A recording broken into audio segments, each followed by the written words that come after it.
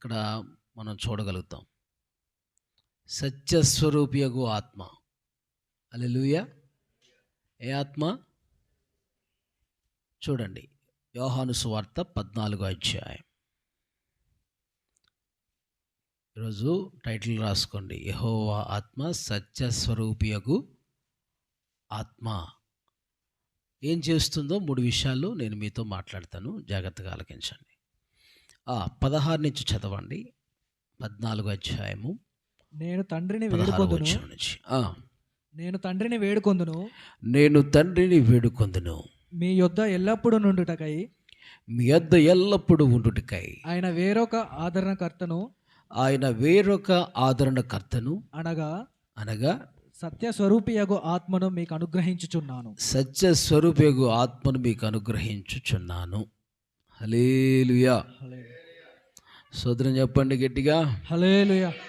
హల్లెలూయా. దేవుని ఆత్మ ఏ ఆత్మ ఉన్నది చెప్పండి అందరూ. సత్యస్వరూపియగు ఆత్మ. ఏ ఆత్మ? సత్యస్వరూపియగు ఆత్మ. అందరూ చెప్పండి వారు తెరిచి. యెహోవా ఆత్మ సత్యస్వరూపియగు ఆత్మ. ఆ ఆత్మ కంటండి ఇంకొక పేరు కూడా అక్కడ పైన రాయబడినట్టుగా మనం చూస్తున్నాం. ఏ ఆత్మ అంటే అది? యెహోవా ఆత్మ. ఎలాంటిది? ఆయన వేరొక ఆదరణకర్తను, ఏమండి, వేరొక ఆదరణకర్తను, ఉత్తరవాదిని. కింద వచనంలో ఉత్తరవాది అనగా సత్యస్వరూపియగు ఆత్మను మీకు అనుగ్రహించును అంటాడు. హల్లెలూయా. ఆదరణకర్తను అంటూ మాట్లాడుతూ అనగా సత్యస్వరూపియగు ఆత్మను మీకు అనుగ్రహించును అని చెప్తూ, లోకము ఆయనను చూడదు, ఆయనను ఎరగదు. లోకం ఆయన్ని ఎరగదు, ఆయనను ఎరగదు గనక ఆయనను పొందనేరదు. మీరు ఆయనను ఎరుగుదురు. ఆయన మీతో కూడా నివసించును. మీలో ఉండును. మిమ్మును అనాథలుగా విడువడు. మీ యొద్దకు వత్తును. కొంతకాలమైన తర్వాత లోకము నన్ను మరి ఎన్నడూనూ చూడదు, అయితే మీరు నన్ను చూతురు. దేవునికి స్తోత్రం చెప్పండి. హల్లెలూయా. హల్లెలూయా. అయితే పై వచనాల్లో మనం చదివినట్లుగా ఆయన మీతో కూడా నివసించును, మీలో ఉండును, మిమ్మల్ని అనాథులుగా విడువను, మీ వద్దకు వత్తును అని ప్రభు మాట్లాడుతున్నాడు. దేవునికి స్తోత్రం. అయితే యేసుప్రభువారు వెళ్తూ ఆత్మను మన కోసం పంపించారండి. ఆమేన్. కాబట్టి ఈ లోకంలో మనల్ని ఆదరిస్తూ మనల్ని నడిపిస్తూ ఉండేటువంటి ఆత్మ ఏ ఆత్మ? సత్యస్వరూపియగు ఆదరణ కలిగిన, ఆదరణనిచ్చే ఆత్మ. దేవునికి స్తోత్రం. మనల్ని ఆదరించే ఆత్మ. అంటే ఇప్పుడు సత్యస్వరూపియగు ఆత్మ ఏం చేస్తుందంటే వచ్చినప్పుడు మనందరం ఆదరించబడతాము అని అర్థం. హల్లెలూయా. చెప్పండి అందరూ. ఈ లోకంలో ఎవరు ఆదరించేవారు లేకపోయినా, ఎవరు మనకు దూరంగా ఉన్నా మనతో ఎల్లప్పుడూ ఉంటాడు. మనతో ఎల్లప్పుడూ చివరిదాకా ఉంటాడు. మనతో చివరిదాకా ఉండేవాళ్ళు ఈ లోకంలో ఎవరో లేరండి. కొంతకాలమే ఉండేవాళ్ళే. మనతో చివరి వరకు ఉండేవాళ్ళు ఎవరు చెప్పండి? ఏమండి? అంతే కదా. యేసయ్య ఆత్మదేవుడు. హల్లెలూయా. ఆ దేవుడే కదా మనతో చివరిదాకా ఉండేది. ఎప్పటి వరకు? చివరిదాకా, శాశ్వత కాలం నుండి శాశ్వత కాలం వరకు. దేవునికి స్తోత్రం. అదే ఇక్కడ రాయబడి ఉంది, ఆయన మీతో కూడా నివసించును, మీలో ఉండును, మిమ్మల్ని అనాథులుగా విడవను, మీ వద్దకు వత్తును అంటున్నాడు. నేనుంటాను, తర్వాత వస్తాను, అంతవరకు ఎవరుంటారు మీకు తోడుగా? నా ఆత్మ మీతో ఉంటుంది. హల్లెలూయా. మీకు వేరొక ఆదరణకర్త పరిశుద్ధాత్మ సత్యస్వరూపియగు ఆత్మను పంపిస్తానన్నాడు. Praise the lord. అలాగనే చెప్పినట్లుగానే అపోస్తుల కార్యంలో పంపించాడు ఆయన. ఆమేన్. అపోస్తుల కార్యం 1వ అధ్యాయం 2వ అధ్యాయంలో మనం చూస్తాం. 1వ అధ్యాయంలో వాళ్ళందరూ కనిపెట్టారు. 2వ అధ్యాయంలో వారందరి మీదకి దేవుని ఆత్మ వారందరి మీదకి దిగొచ్చినట్లుగా, కనిపెడుతున్న వారందరి మీదకి దిగొచ్చినట్లుగా మనం చూస్తాం. Praise the lord. ఓకే ప్రియులారా, అయితే ఇప్పుడు సత్యస్వరూపియగు ఆత్మ, ఆ పరిశుద్ధాత్మ పేర్లు అనమాట. పరిశుద్ధాత్మ దేవునికి ఒక పేరు మనం చూస్తున్నాం. ఏ ఆత్మది? సత్యస్వరూపియగు ఆత్మ. దేవుని ఆత్మకు అనేక నామాలు, పేర్లు ఇవ్వబడ్డాయి. ఒక్కొక్కటిగా మీతో చెప్తూ వస్తున్నాను పరిశుద్ధాత్మ కూటంలో. అయితే ఈ వారం మనం నేర్చుకుంటున్నాం దేవుని ఆత్మ, యెహోవా ఆత్మ. ఏ ఆత్మ? సత్యస్వరూపియగు ఆత్మ. అయితే ఆ ఆత్మ ఏం చేస్తుంది? ఆదరిస్తుంది. మొట్టమొదటిగా చెప్పండి, ఆదరిస్తుంది. ఆదరిస్తూ మనతో ఉంటుంది. నేనున్నా భయపడకండి, భయపడకండి. ఎవరు మీతో ఉండలేదా? అందరూ దూరం అవుతున్నారా? నేను మీతో ఉంటా. హల్లెలూయా. నేను మీతో ఉంటాను, ధైర్యంగా ఉండండి, నేను మీతో ఉంటాను, చివరిదాకా ఉంటానంటున్నాడు. కాబట్టి ఆయన మనతో ఉండువాడుగా ఉన్నాడు. Praise the lord. ఆయన మనతో ఉంటూ మనల్ని ఆదరిస్తాడండి, మనతో ఉంటూ మనల్ని ఓదారుస్తాడండి. కాబట్టి ఆత్మదేవునితో మంచిగా మనం సహవాసం చేస్తూ ఉండాలి. దేవునికి స్తోత్రం. ఆత్మదేవునితో మంచిగా సహవాసం చేస్తూ ఉండాలి, మంచిగా గడుపుతూ ఉండాలి. ఆత్మతో నింపబడాలి. నింపబడిన వారు ఆత్మతో నింపబడాలి. ఆత్మతో నింపబడిన వారు ఆయనతో సహవాసం చేస్తూ ఉండాలి. ప్రభు ఆ భాషలలో, దేవదూతల భాషలో దేవుడు ఇస్తున్నాడు, ఆ వరం ఇస్తాడు. ఆమేన్. ఆ క్రొత్త భాషలు ఇస్తాడు. పరలోక భాష అది. ఆమేన్. పరలోక భాష, క్రొత్త భాషలతో దేవుణ్ణి ఏం చేయాలి? స్తుతించాలి. దేవుని మహింపరుస్తూ ఉండాలి, మాట్లాడుతూ ఉండాలి. మాట్లాడితే నీ ఆత్మ క్షేమాభివృద్ధి చెందిద్ది అనమాట. Praise the Lord. ఆత్మ పొందుకున్న వారు భాషలు మాట్లాడుతూ ఉండాలి. మాట్లాడుతూ ఉంటేనే వారి ఆత్మ క్షేమాభివృద్ధి చెందుతూ ఉంటుంది. Praise the Lord. ఆత్మ క్షేమాభివృద్ధి చెందుతూ ఉంటుంది. ఆత్మలో బలంగా ఉంటారు వాళ్ళు. స్తోత్రం చెప్పండి. పొందేసుకొని మనం భాషలు మాట్లాడకుండా ఉంటే మన ఆత్మ ఏమండి క్షేమాభివృద్ధిని పొందలేదు అని మనం కొరింథీ పత్రికలో రాయబడినట్లుగా మనం చూస్తాం. భాషలతో మాట్లాడుట మన ఆత్మకు క్షేమాభివృద్ధి అని అంటాడు. Praise the Lord. భాషలతో మాట్లాడటం వల్ల మన ఆత్మ క్షేమాభివృద్ధి చెందిద్దట. ఏమండి ఆ పరిశుద్ధాత్మతో నింపబడిన వారికి దేవుడు కొత్త భాషలు ఇస్తాడు కదా. ఆ భాషలతో మాట్లాడుతూ దేవుడితో సహవాసం చేస్తూ ఉండాలి, గడుపుతూ ఉండాలి. అది ప్రైజ్ ది లార్డ్. కాబట్టి ఆ సత్యస్వరూపిగా ఆత్మ మనతో ఉన్నప్పుడు మనం ఆదరించబడతాము అన్న విషయం. ఆయన మనతో ఉంటాడు, మనలో ఉంటాడు, మనల్ని ఆదరిస్తాడు అన్న విషయాన్ని మనం చూస్తూ ఉన్నాం మొట్టమొదటిగా. దేవునికి స్తోత్రం. హల్లెలూయా. నెంబర్ 2, రెండో పాయింట్ కింద మనం చూడగలిగితే, రెండో విషయం మనం చూడగలిగితే యోహాను సువార్తె, అదే యోహాను సువార్త 15వ అధ్యాయము 13వ వచనం నుంచి చదవండి. తన స్నేహితుల కొరకు యోహాను సువార్త 16 అధ్యాయం చదవండి. 16, 13 చదవండి. అయితే ఆయన అనగా సత్యస్వరూపి అయిన ఆత్మ వచ్చినప్పుడు, సత్యస్వరూపి అయిన ఆత్మ వచ్చినప్పుడు మిమ్మును సర్వసత్యంలోనికి నడిపించును. గట్టిగా చప్పట్లు కొడుతూ ప్రభు నామాన్ని మహిమపరచండి. హల్లెలూయా. మొట్టమొదట సత్యస్వరూపియగు ఆత్మ వచ్చినప్పుడు మనం ఏం చేయబడతాము? ఆదరించబడతాము. ఆయన మనలో ఉండును, మనతో ఉండును అని చెప్పేసి అని మనం చూసాం. ఆయన ఆదరిస్తాడు, ఆదరణకర్తగా. నెంబర్ 2, సత్యస్వరూపియగు ఆత్మ వచ్చినప్పుడు రెండవ పాయింట్, మిమ్మును సర్వసత్యములో నడిపించును. గట్టిగా స్తోత్రం చెప్పండి. వాయిస్ పెరుగుతుంది. దాయలేకపోతున్నాం మోషేని. హల్లెలూయా. ఏం చిన్న మోషే అయ్యాడు ఇప్పుడు. హల్లెలూయా. సాహస్ ఫ్రెండ్స్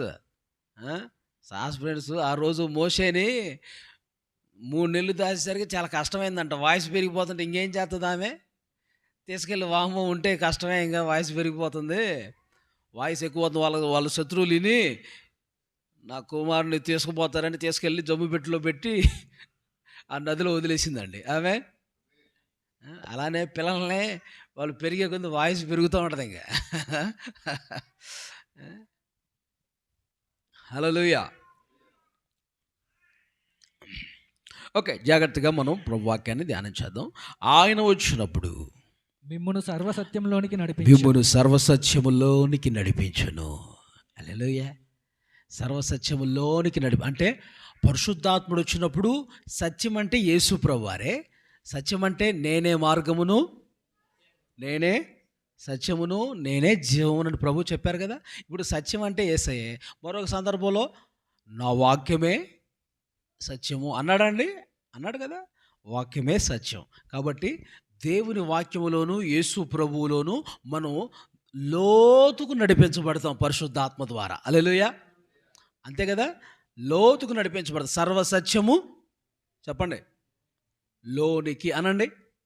సర్వసత్యము లోనికి అంటే మనం దేవుళ్ళో లోనికి లోతులకు నడిపించబడగలుగుతాం పరిశుద్ధాత్మ ద్వారా అని మనం నేర్చుకోవాలి. పాఠం రెండవది అర్థమవుతుందా? అర్థమవుతుందా? వ్యర్థమవుతుందా? ఏమండోయ్, ఆత్మ మనలోకి వస్తే దేవుళ్ళో మనం లోతుగా బాగా దేవుణ్ణి తెలుసుకోగలుగుతాం. ఆమె చెప్పండి. ఆత్మ, పరిశుద్ధాత్మ కలిగిన వారు దేవునిలో మరింత లోతుకి ఎదగలుగుతారు, మరింత లోతునికి వెళ్ళగలుగుతారు. మీకు అప్పుడప్పుడు చెబుతుంటాను, చేపలు పట్టే వాళ్ళు ఏం చేస్తారు చెప్పండి? వలేసినప్పుడు ఎక్కడ వలేస్తారు? దరమ్మటేస్తారా? దరమ్మటేస్తే వల ఏం పడతాయండి? చిన్న చిన్నయే కదా పడేది. లోపలికి వెళ్ళి వేస్తేనే రకరకాల చేపలు పడతాయి, పెద్ద పెద్ద చేపలు పడతాయి. హల్లెలూయా. రకరకాల చేపలు, పెద్ద పెద్ద చేపలు పడతాయి అన్నమాట. ఇప్పుడు ఏం చేయాలి అయ్యా చెప్పు? లోనికి వెళ్ళి వలేయాలి. ఆమె చెప్పండి. నీ దోణెను పేతురో, ఓ సీమోను పేతురా, నీ దోణిని ఏం చెయ్యి? లోతునకు నడిపించి వలెయ్యి అన్నాడు. హల్లెలూయా. లూకా సువార్త 5వ అధ్యాయంలో అంటాడు అన్నమాట, నీ దోణిను లోతునకు నడిపించి వలెయ్యి అంటాడు. కుడివైపునే అన్నాడు. మామూలుగా అయితే అంటే జాలర్లు ఎడమ వైపునంటే ఎప్పుడు వేసేది. చేపలు పట్టేవాళ్ళు ఎవరైనా ఎడమ వైపే వేస్తారట. ఏమో యేసుప్రభు ఏమంటున్నారండి? కుడివైపే అంటున్నాడు. అంత రివర్స్కి ఉందే. ఆయన అనుకుంటాడు, ఎప్పుడు మేము ఎడమ వైపు వేస్తాయో వాళ్ళ కుడివైపు ఏమంటాడు? రాత్రే చేపలు పడతాయి, పగలపూట ఏమంటాడు అని అనుకుంటున్నాడు ఆయన. కానీ మొత్తానికి ఆయన చెప్పాడు కాబట్టి ఆయన చెప్పినట్టు చేద్దాం అనుకున్నాడు. ఆమె చేద్దాం ఏం చేశాడు? వేస్తే ఏమైందండి? విస్తారమైన చేపలు పడ్డాయండి. హల్లెలూయా. అది మరి లోతుకి వెళ్తేనే మరి విస్తారమైన చేపలు పడేది. అలానే లోతుకి వెళ్తేనే దేవుళ్ళో ఉన్న శక్తి, బలము, మహాత్మ్యంటూ నీకు తెలిసేది. ఆమెన్. నిన్ను లోతుకు నడిపించే వాళ్ళు ఎవరో? నిన్ను లోతుకు నడిపించే వాళ్ళు ఎవరో? పరిశుద్ధాత్మ దేవుడు అనండి. సత్యస్వరూప్యగు ఆత్మ, దేవునికి స్తోత్ర. అదనమాట. సర్వసత్యములోనికి నడిపిస్తాడు. ఏ లోతు? ఏమండి, బైబిల్లో లోతులు ఉన్నాయి. చీలమండల లోతు, మోకాల లోతు, నడుము లోతు అంటే మొలలోతు, తర్వాత ఈదలేని లోతు. ఆమెన్. నువ్వు దేవుల్లో చీలమండలం లోతు ఉండటమే కాదు, చీలమండలం అంటే దేవుళ్ళు నిలిచే అనుభవం. ఆమెన్ చెప్పండి. చీలమండలం లోతు అంటే గిలకలు ఉన్నాయా మన కింద గిలకలో, అవి నిలబడే అనుభవం దేవుళ్ళు. ఆ లోతులో దేవుళ్ళు ఉంటాం. కొంతమంది ఆ లోతులో ఉంటారు. ఇంకా కొంతమంది మోకాల లోతులోకి వెళ్తారు. ఆమెన్ చెప్పండి. మోకాల లోతు అంటే ఏంటి? మోకాలు అనగా మీకు అర్థం అవదా? చెప్పరే? మోకాలు అనగానే ప్రార్థన. చెప్పండి. ఇప్పుడు శీలమండలం అనగానే ఏం రావాలి? శీలమండలం అనగానే గిలకలు దాకుండేది అనుభవం, పాదాలు నిలబడే అనుభవం, దేవుళ్ళో నిలబడే అనుభవం. మోకాల లోతు అనగానే ఏమర్థం అవ్వాలి? ప్రార్థన అని మనకు అర్థం అవ్వాలి. మొలలోతు అనగానే నీటిలోకి వెళ్ళినప్పుడు 1000 మూలలు కొలిసినప్పుడు ఎంత లోతు వచ్చిందంట? మొలలోతు వచ్చిందంట, నడుము లోతు వచ్చిందంట. అదేమి లోతు? బలం ఎక్కడ ఉంటుంది మనకి చెప్పండి? నడుముకు గట్టి. ఆమెన్. నడుమునకు బలమును ధరించి ఏం చేస్తారు చెప్పండి? బలము కలిగి బాగా పనిచేస్తారు. నడుముకి ఏం చేస్తారు? తువాలు కట్టి, నడుముకి తువాలు కట్టి, నడుము బిగించి నడుము బిగించి, కొంతమంది ఆడవాళ్ళు ఇలాగ నడుము బిగించి చక్క పనులు చేస్తుంటారు. ఆమెన్. ఇప్పుడు లాగే వాళ్ళు కూడా ఏం చేస్తారు చెప్పండి? ఎక్కడ పెట్టుకుంటారు? ఎక్కడ పడతారు అక్కడ పెడతారా? ఎక్కడ పెడతారు? హల్లెలూయా. పెట్టుకొని ఇలా పెట్టి ఇలా లాగుతారు. నడుము అనగానే దేని గుర్తుగా ఉందంటే, దేని బిడ్డలారా, మొలలోతు. నడుము అనేది, ప్రభు బైబిల్లో నడుము అనేది మనస్సును నడుము కట్టుకొని అన్నాడు. మరొక చోట నీ నడుముకు సత్యమును దట్టి కట్టుకో అని అన్నాడు. హల్లెలూయా. అంటే ఒక విధంగా చెప్పాలంటే నడుము అంటే బలమునకు కూడా సూచనగా ఉంది. దేవునికి స్తోత్రం. బలము ప్రైజ్ ది లార్డ్. నడుము నుంచి కిందకుండేటువంటి ఎముకలే పెద్ద ఎముకలు అంటారు. Praise the Lord. మనిషికి పెద్ద ఎముకలు అయ్యే మరి. హల్లెలూయా. నడుము నుంచి కిందకుండే భాగాల్లో మోకాల దగ్గర ఏమండి మోచెప్పల వరకు ఉండే ఆ ఎముకలే పెద్ద ఎముకలు మనిషి బాడీకి. Praise the Lord. చిన్న ఎముక చెవులో ఉంటుందంట. అది ఆమె చెప్పండి. చెవులో ఉన్నది చిన్న ఎముక. మనిషి బాడీ అంతటికి చెవులో ఉండేది చిన్న ఎముక. మనిషి బాడీ అంతటికి నడుము నుంచి మోకాల వరకు ఉండేది పెద్ద ఎముక. ఆమెన్. ప్రియులారా గమనించండి, నడుము లోతు వచ్చిందట, మొల లోతు. ఆ తర్వాత లోతు ఎదలేని లోతు. దేవునికి స్తోత్రం. కాబట్టి సర్వసత్యములో నడిపించబడాలి మనం. పరిశుద్ధాత్మ దేవుడు మళ్ళీ ఏం చేస్తాడట? సర్వసత్యములో నడిపిస్తాడు. ఎదలేని లోతు అంటే దేని గుర్తుగా ఉంది? ఎదలేని లోతు అంటే మనము దేవుని సన్నిధిలో పరవశించి పరలోక దర్శనములు చూచుచు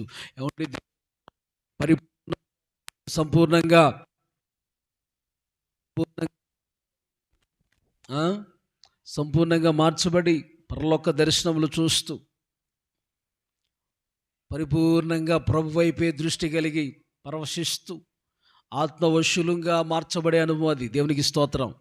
కొలత లేని ఆత్మాభిషేకానికి గుర్తుగా ఉంది. అటువంటి లోతుకు మనం దేవుళ్ళు నడిపించబడదుముగాక. అది ఆయన వచ్చినప్పుడు మనం ఏం చేయబడతామంటే సర్వ సత్యములోనికి, సత్యస్వరూప ఆత్మ వచ్చినప్పుడు మనం సర్వ సత్యములోనికి నడిపించబడదుము. అది అమ్మా విన్నారా? దరిదరినే ఉండటం కాదు, ఒడ్డంబటే ఉండటం కాదు. కొంచెం చెప్పరా అండి మీరు? యేసుప్రభు అంటే యేసుప్రభు అండి గొప్ప దేవుడు అండి అని దరి అమ్మటే ఉండటం కాదు, తెలియనట్టుగా ఉండటం కాదు. దరి అమ్మట ఉండటం అంటే అదే మరి. ఆమె చెప్పండి. దరిని అంటే యేసుప్రభు అంటే యేసుప్రభు అండి సిలువ వేయబడ్డాడండి, చనిపోయాడండి, తిరిగి లేచాడండి, అంతవరకే తెలుసుకోవటం కాదు. యేసులో ఉన్నటువంటి మంచితనాలు, గొప్పతనం అంతా మనం గుర్తెరగాలి. హల్లెలూయా. ఆయనలో ఉన్న లోతు అంత మనం గుర్తెరగాలంటే దేవుని ఆత్మాభిషేకం కూడా మనకి కావాలి అని మనం తెలుసుకుంటున్నాం. దేవునికి స్తోత్రం. దరిదరినే ఉండే వాళ్ళంగా కాకుండా ఎలా ఉండాలి? ఏసంటే ఎవరో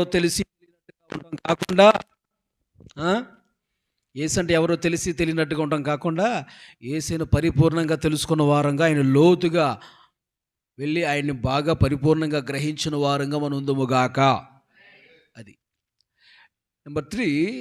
మూడో పాయింట్ నేను చెప్పి ముగిస్తాను. మూడో విషయం, యోహాను సువార్త 15వ అధ్యాయము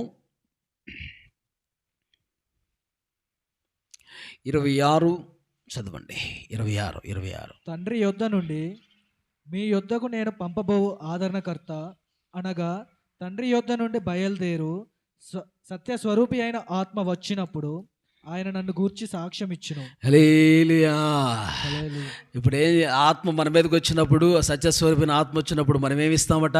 సాక్ష్యం. హల్లెలూయా. రాసుకోండి. ఆత్మ మన మీదకి వచ్చినప్పుడు సత్యస్వరూపి ఆత్మ ద్వారా ఏం చేస్తారు చెప్పండి? సాక్ష్యం ఇచ్చేవారు ఉంటారు. హల్లెలూయా. అది సాక్ష్యం ఇచ్చేవారుగా ఉంటారు. నన్ను గూర్చి సాక్ష్యం ఇచ్చును. ఆయన నన్ను గూర్చి సాక్ష్యం ఇచ్చును. దేవునికి స్తోత్రం. ఆ ఆత్మని ఎవరైతే పొందుకుంటారో వారందరూ కూడా ఏం చేస్తారు చెప్పండి? ఎవరి గురించి సాక్ష్యం ఇస్తారు? యేసయ్యను గురించి సాక్ష్యం ఇస్తారు. ఆమేన్. మీరు యేసయ్యను గురించి సాక్ష్యం ఇస్తున్నారా? మరి ఇది చూడండి, మీ సాక్ష్యం చెప్పాలి ఇతరులకి. మీ సాక్ష్యం, నువ్వు ఎలా మారావో. ఇదివరకండి నేను త్రాగుబోతండి, ఇదివరకండి ఏమండి, ఇదివరకు నేను తిరుగుబోతండి, ఇదివరకు నేను అలా దొంగండి, అలాంటి నా జీవితం ఇప్పుడు మార్చబడిందండి అని చెప్పేసి నువ్వేం చేయాలి? ఆమె ఎవరో సమరయ స్త్రీ, అప్పటికే చెప్పండి ఇంచుమించు ఎంతమందితో కాపురం చేస్తుందంట ఆమె. చాలా భయంకరమైన జీవితం. ఇప్పటికి 5 ఉన్నారని చెప్పి ఏమండి అక్కడ యేసుప్రభువు ఆ మాట చెబుతుంటే ఆమె గుండెల్లో బాంబు పడిందండి. ఆమేన్.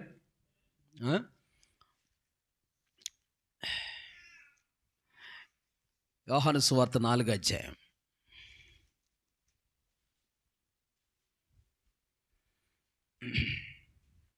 18వ వచనం చదవండి, 17 నుంచి చదవండి. ఆ స్త్రీ నాకు పెనిమిటి లేడనగా యేసు ఆమెతో నాకు పెనిమిటి లేడని నీవు చెప్పిన మాట సరియే. నీకు 5 పెనిమిట్లుండిరి. ఇప్పుడు ఉన్నవాడు నీ పెనిమిటి కాడు. సత్యమే చెప్పితివని. చూడండి, ఆమె జీవితం అలాంటిది. ఏమండి, అవునా? ఏమండి, అంత భయంకరమైనటువంటి పాపంలో బ్రతుకుతున్నటువంటి ఆ యొక్క సమరయ స్త్రీ తన జీవితాన్ని మార్చుకుందా లేదా? ఆ పాపపు కుండ అక్కడే విడిచిపెట్టి ఊర్లోకి పోయి, నేను చేసినవన్నీ నాకే తెలుసు అనుకున్నాను, నేను చేసినవన్నీ నాతో చెప్పినటువంటి అతను మెస్సయ్య అని చెప్పేసి తన జీవితాన్ని మార్చుకుందా లేదా? మార్చుకుందండి, విడిచిపెట్టేసిందండి ఆ పాప జీవితాన్ని. ఇంకా మళ్ళా ఏమండి ఎంతమంది అయితే ఏమండి ఇప్పుడు ఏమన్నాడు? ఇప్పుడున్నోడు కూడా 5 పెనిమిట్లుండ్రి, ఇప్పుడు ఉన్నవాడు నీ పెనిమిటి కాడు అని చెప్పినప్పుడు సత్యమే చెప్పితువా నేను. చూసారా, ఎవరు చెబుతున్నారు అన్నమాట? నీకు 5 పెనిమిట్లుండ్రి, ఇప్పుడున్నవాడు నీ పెనిమిటి కాడు అని చెప్పేసి ఆయన చెప్పినప్పుడు ఆమె ఏమంటుంది? అప్పుడు ఆ స్త్రీ, అయ్యా నీవు ప్రవక్తవని గ్రహించుచున్నాను. ఆమెకు అర్థమైపోయింది, అమ్మో నేను చేసినవని నాకే తెలుసు అనుకున్నానే, ఈయన ఎలా చెప్పాడు అని చెప్పేసి ఆమె ఆశ్చర్యపోతూ ఏమండి ఆమె చెప్తూ ఉంది. తన జీవితాన్ని ఏమండి సంపూర్ణంగా తన జీవితాన్ని మార్చుకోవటానికి ఆమె ముందుకు వెళ్తూ ఉందండి. హల్లెలూయా. చూడండి 25వ వచనం. ఆ స్త్రీ ఆయనతో, క్రీస్తనబడిన మెస్సియా వచ్చునని నేను ఎరుగుదును, ఆయన వచ్చినప్పుడు మాకు సమస్తము తెలియజేయునని చెప్పగా, యేసు నీతో మాట్లాడుచున్న నేనే అని చెప్పాడు ఆయన. హల్లెలూయా.